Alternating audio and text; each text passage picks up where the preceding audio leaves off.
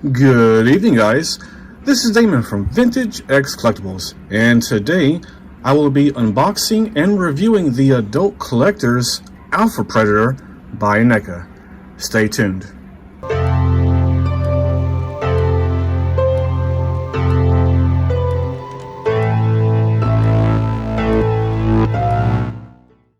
So let's check out the box. It is really bright and colorful. Sorry about the glare.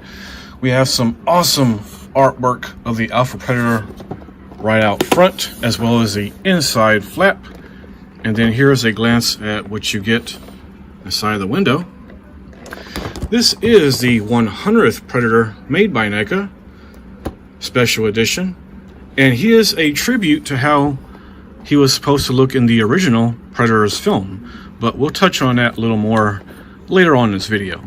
And this sticker here reads that you get an exclusive code to unlock this Alpha Predator in your Hunting Ground Predators video game. We have some more amazing artwork of our Alpha Predator on the back of the box, as well as a bio. And I will zoom in for the people who wish to pause and read that now.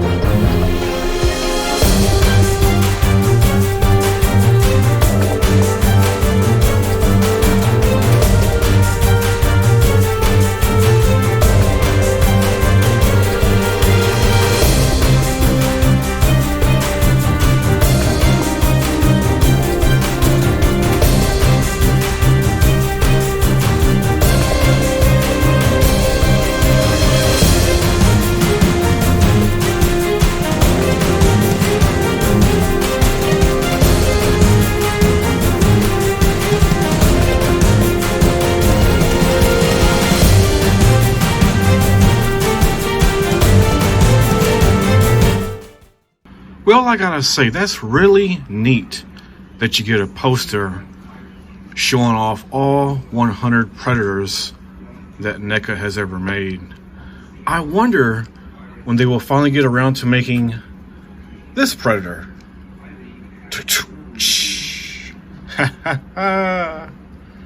So let's have a good look at the face that only a mother could love. And as Predator fans, I think NECA did a great job of the fine detail on the inside of his mouth. How do you guys feel about the head sculpt on this Alpha Predator? This guy has a head full of hair, and I love the blend of colors, how it goes from a grayish white and fades up to a turquoise, and then you have spots of this reddish brown in there. And if you pull away his dreadlocks, what is revealed is it is the skull of one of those bug aliens with some tusk on there. That's pretty cool, but it is not wearable since it is molded into the armor. He does come with an additional face mask and his accessories that he can wear. Here is a look at the face mask of the bug alien race that once enslaved the predators as cage fighters.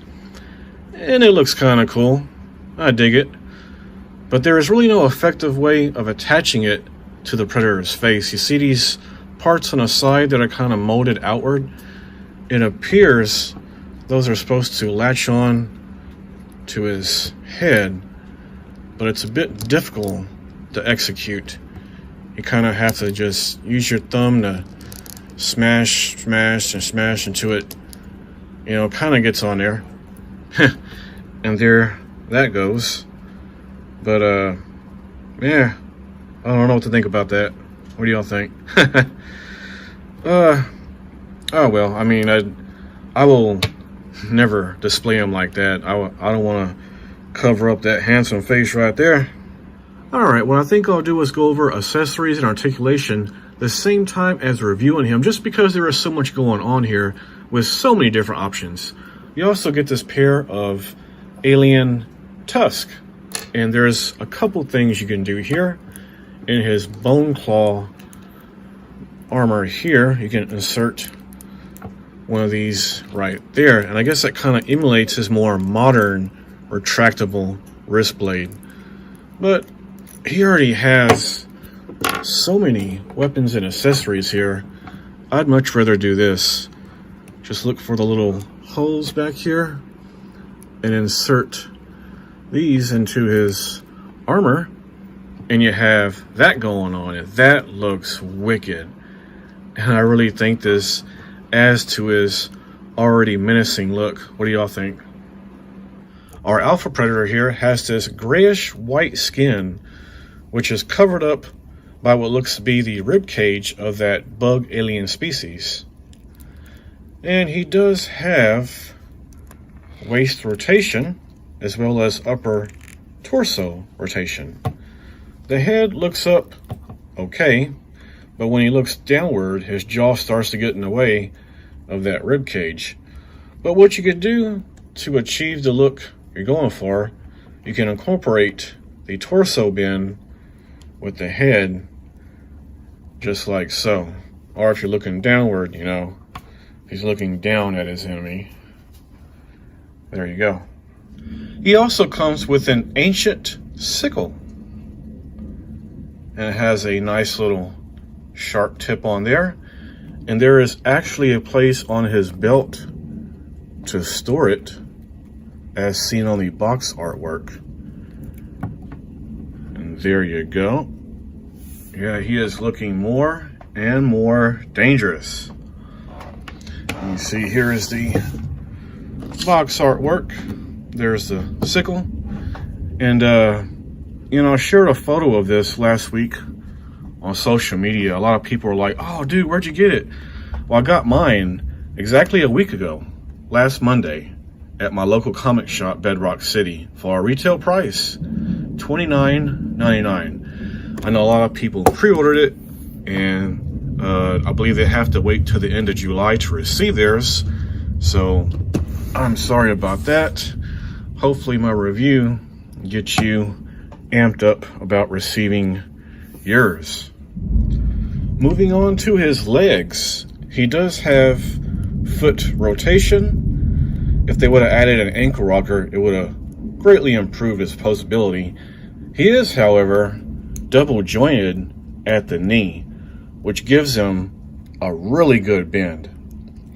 He has this metal plating armor all over his legs and thigh. We have the skull of another little small creature being used as a belt buckle. And this appears to be the hide of another animal, and that is just a soft rubber material. In package, he comes with these open hands here. Oh, he's got some nails on him, huh? And here are his closed fists, which much better accommodate his gauntlets. As you see here, we have another skull of some little medium-sized type of creature. We got some tusk and teeth in there. And on the right side, we have this massive claw. And boy, that could really mess somebody up there. And this easily pops off, revealing a wrist blade. And it is retractable, but not by much. It comes down, that's about as far as you get. Then it goes up just a little bit. His arm comes out to about there before it starts to get in the way of his shoulder armor. He does get a good bend at the elbow, and that's pretty much a perfect L. And we have wrist rotation and bend. And check this out, you get the skeleton of a starfish, which is used as a throwing weapon. And you can see what they're going for here, and how the ancient predators evolved over time with their technology and their weapons. So here you have the very first ever smart disc. And then on his arm, we have one of the early models of the retractable arm blades. Okay, I have now attached his third pair of hands, which are made for holding weapons. And here is our final weapon, this awesome staff. And I love how it looks so primitive, like something made on Dual Survivor. Anyone else ever watch that TV series? So it appears we have some bones here used as the base of our staff, with the spinal cord wrapped around it to secure it. Here at the tip we have a little horn or fang. Then at this end, whoa, we got this looks like the jawbone of perhaps some type of large sea creature. And they're nice. There's some sharpness on there. Then you got the tip here. So, wow, I love it. All right, well, this guy is so jam-packed with accessories. I just had to give you one last overall look at all of them together. That is insane. I would say this 100th edition Predator is well worth the money. I mean, look at that. You get 3 pairs of hands, a staff, a sickle, an extra pair of horns. You get the face mask and 2 gauntlets. Oh yeah, and the ancient smart disc as a starfish skeleton. Whoa, that's, man, you're getting some good bang for your buck. And now let's check out the tail of the tape and see how tall this bad boy is. And it looks like he comes up to around 8 7/8 of an inch. And now for comparisons, here is our Alpha Predator with one of the more recent releases, the Thermal Vision Fugitive Predator by NECA. And I do remember the Fugitive being on the tall side, but I measured him again. It turns out he's only 8.5 inches, so our Alpha is still bigger. As for another comparison, here is our Alpha Predator with Dutch from the original Predators film. I need your clothes, your boots, and your motorcycle. Oh no, wait, wrong movie. And here is our Alpha Predator with the original classic Jungle Hunter Predator. And I guess right here we have a look at what could have been. It would be cool to one day see this Alpha Predator in a live action film. So, real quick, in the original Predator film of 1987, Jean-Claude Van Damme was cast to play the Predator and co-star along with Arnold Schwarzenegger. I guess there was some confusion between Jean-Claude and his manager because he showed up under the impression that he would get to show off his martial arts skills as this giant alien monster. Van Damme also wasn't a fan of the suit. Producers shortly found a replacement for him in Kevin Peter Hall, who is 7'3", so they really didn't have to, put any stilts on him. And they also drastically changed up the design of the Predator into what we know today. Now, I haven't read the comics myself, but it appears in the Dark Horse comic books they expanded on the mythology of these aliens, and they took the design of what was supposed to be the original Predator and made them into their very own unique insectoid alien creatures called the Amenji. They enslaved the Predator race as laborers and cage fighters for their own entertainment. The Predator race, known as the Hish-Kutin, evolved over time, fought back against their oppressors, and defeated them. And what this Alpha Predator wears now is the bones of the bug people that they took as trophies and now wear as armor.